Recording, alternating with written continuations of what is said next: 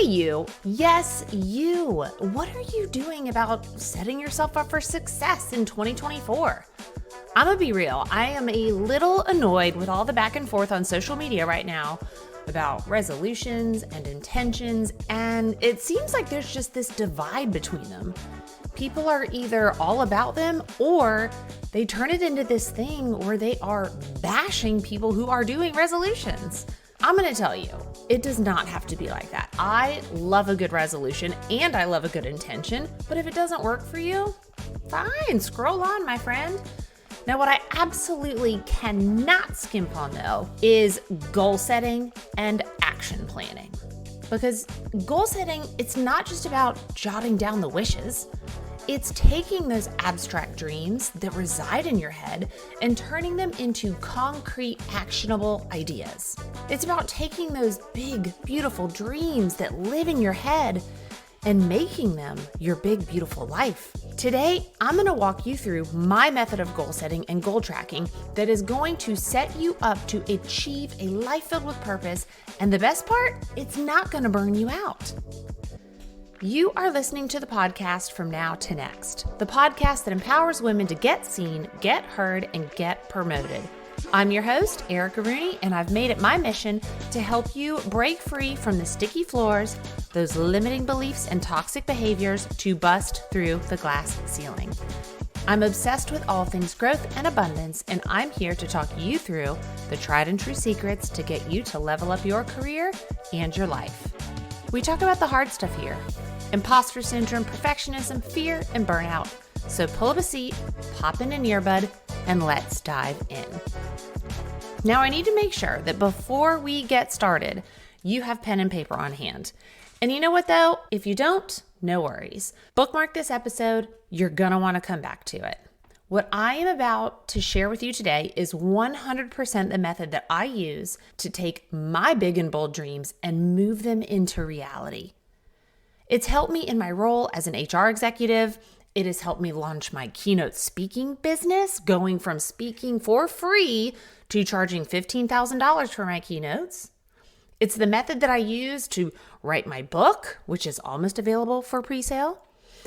And it's helped me focus on strengthening my marriage, my friendships, which, let's be real, when you are ambitious and high-achieving women like we are, that can sometimes take a hit when we're in the thick of it.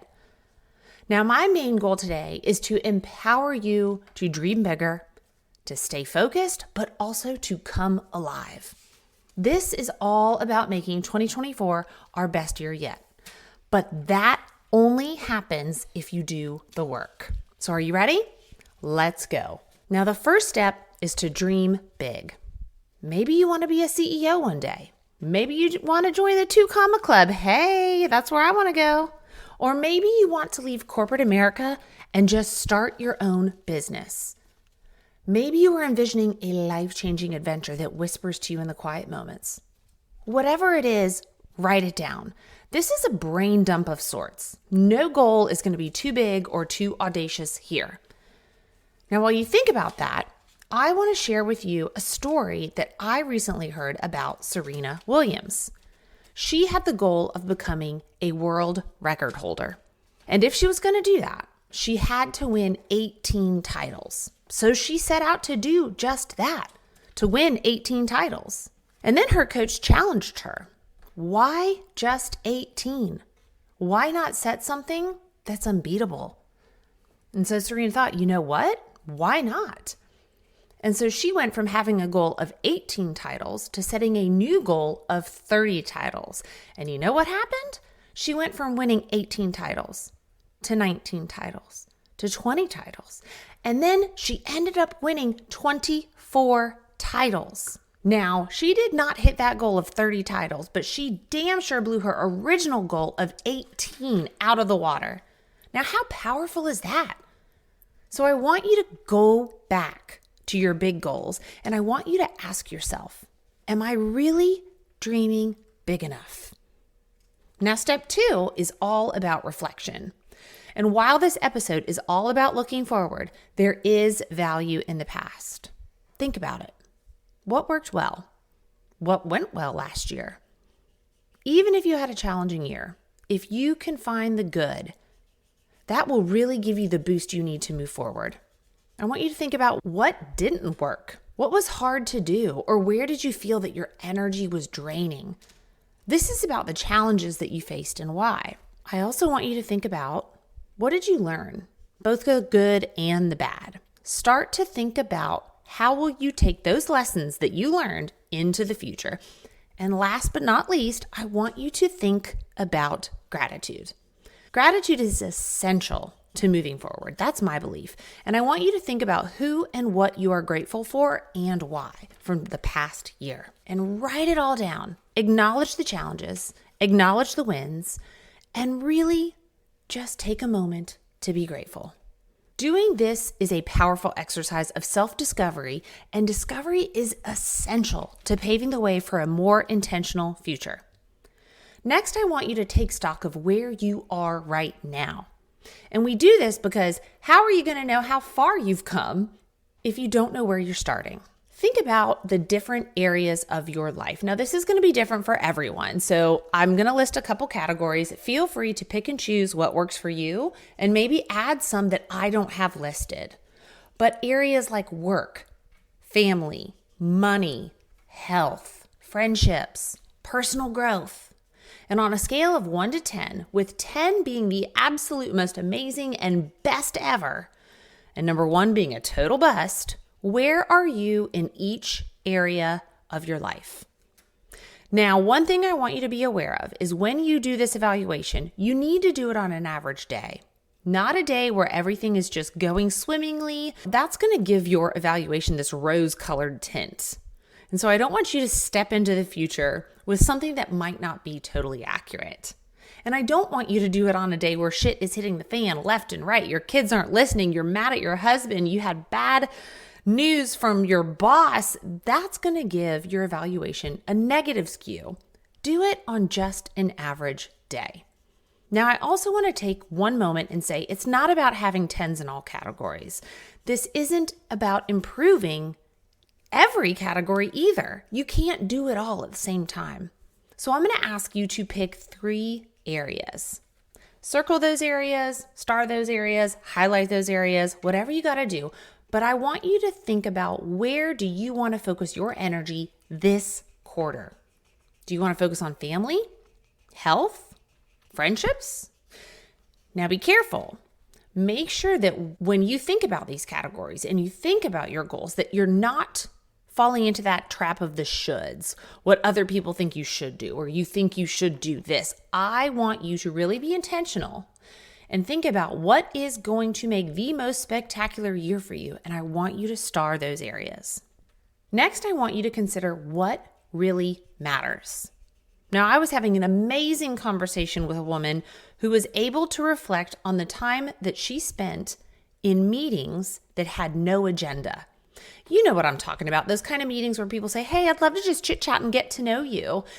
And she used to love those meetings. But when she totaled up the hours that she spent on those types of meetings, those meetings with no agenda, she realized that she spent 160 hours in 2023 in those types of meetings. Y'all, that is 28-hour days. That's almost a month. Now, while some of those meetings may have resulted in revenue-generating ideas or friendships, sure, but I offer this up to you because I want you to be very intentional about how you spend your time. So think about it. What are you saying no to in 2024? And what are you saying yes to? Now, before we dive into the nitty-gritty, I want to talk about the 3 types of goals. BHAG, those big, hairy, audacious goals, completion goals, and habit-shaping goals. So if you're a goal getter, you're on this podcast, those big, hairy, audacious goals, those are the ones that have no end in sight. But they're more about a way of living. So for example, you want to have a healthy marriage. Maybe you want to be physically fit. Maybe you want to feel calm, feel present with your kids. Those are goals that, again, no end in sight. It's more about that way of living, but you still have to do things to achieve those goals. You don't just wake up and have a healthy marriage without doing the work, right?